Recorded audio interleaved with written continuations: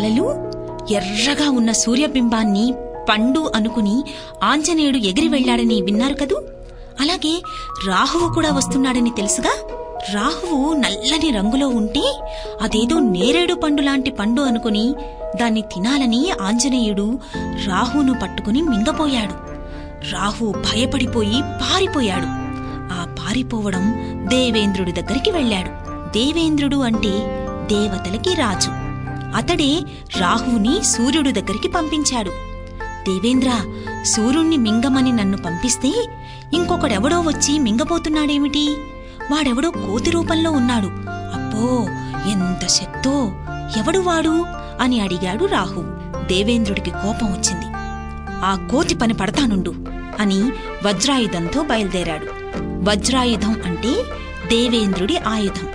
ఆ ఆయుధంతో కొడితే ఎంతటి వాడైనా సరే పడిపోవాల్సిందే.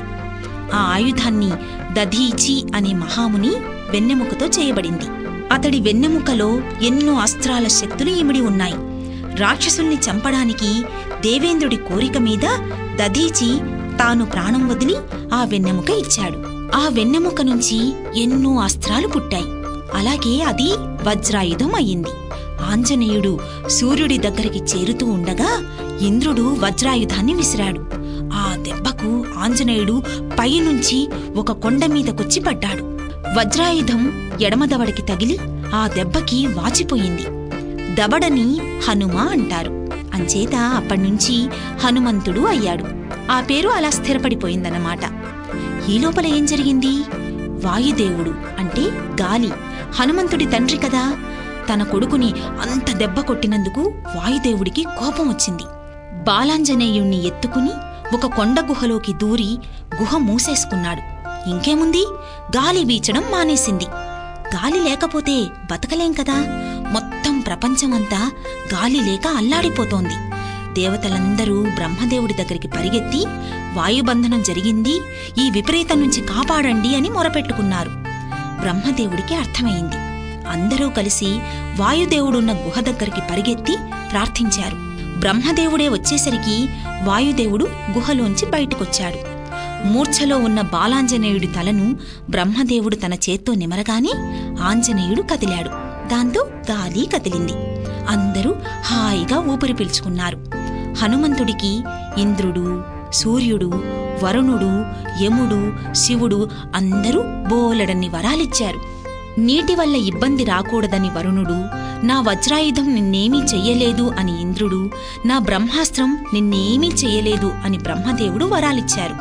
హనుమంతుడికి చెప్పలేనంత శక్తి వచ్చింది. వృక్షరజసుడు అని కోతులకు రాజు. అతను గౌతముడి కుమారులైన వాలిసుగ్రీవుల్ని దత్తత చేసుకుని గురుకులంలో పెట్టి విద్యలు నేర్పిస్తున్నాడు. ఆంజనేయుడు కూడా అక్కడే చేరి విద్యలు నేర్చుకుంటున్నాడు. కాని అతనికి పిల్ల చేష్టలు ఎక్కువయ్యాయి. అల్లరి కూడా ఎక్కువయింది.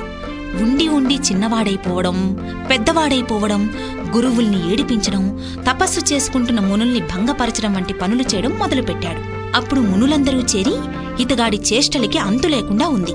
మనం శపించినా శాపాలు అతని ఏమీ చేయలేవు. అంచేత అతని శక్తిని అతను మర్చిపోయేలా చేద్దాం అని ఆంజనేయుడికి ఆ మాట చెప్పారు. అప్పటినుంచి హనుమంతుడు చల్లబడిపోయాడు. ఎవరైనా గుర్తు చేస్తే గాని అతని శక్తులు అతనికి తెలియరావు.